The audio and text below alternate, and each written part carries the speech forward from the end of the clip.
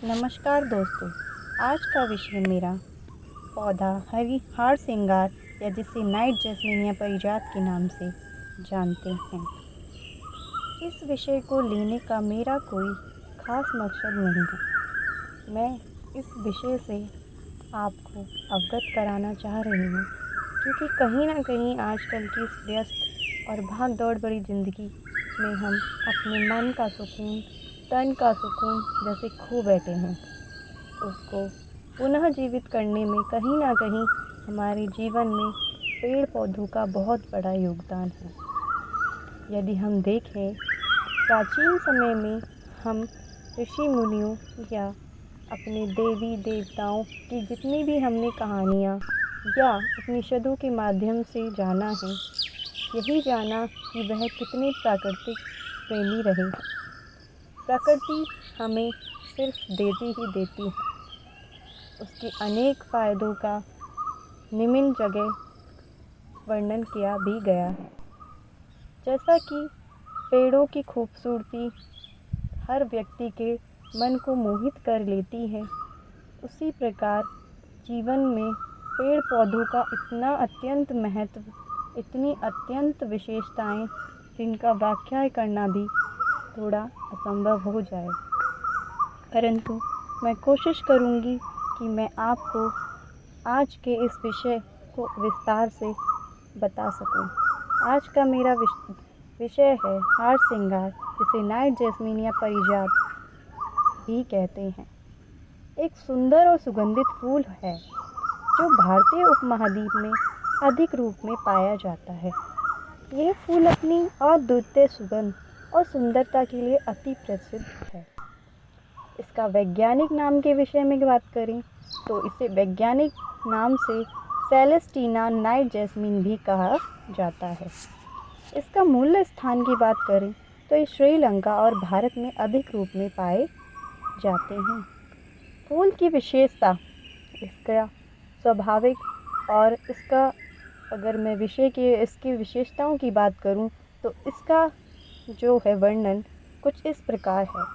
सफ़ेद और सुगंधित फूल ज़्यादातर रात में खिलते हैं, सुबह तक खिले रहते हैं और अद्वितीय सुगंध को फैलाते हैं। हिंदू धर्म में भी इसका अधिक महत्व पाया जाता है। पारिजात को हिंदू धर्म में एक पवित्र फूल भी माना गया है। स्वयं भगवान विष्णु और श्री कृष्ण का अति प्रिय फूल भी कहा गया है। श्री कृष्ण के मुकुट में पारिजात फूल को सजाया जाता है, जैसा कि वर्णन किया गया है।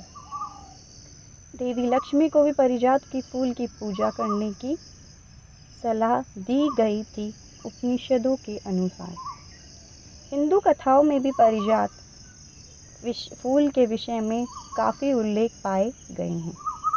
कुछ कथाओं में, रामायण में और महाभारत में भी पारिजात का वर्णन पाया गया है।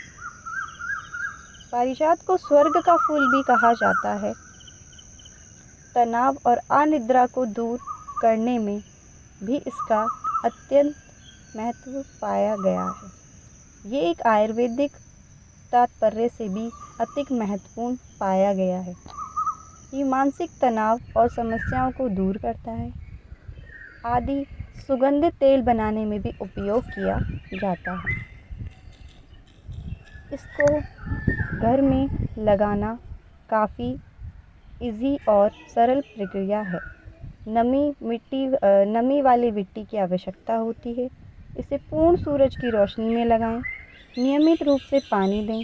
सर्दियों में कम से कम पानी दें।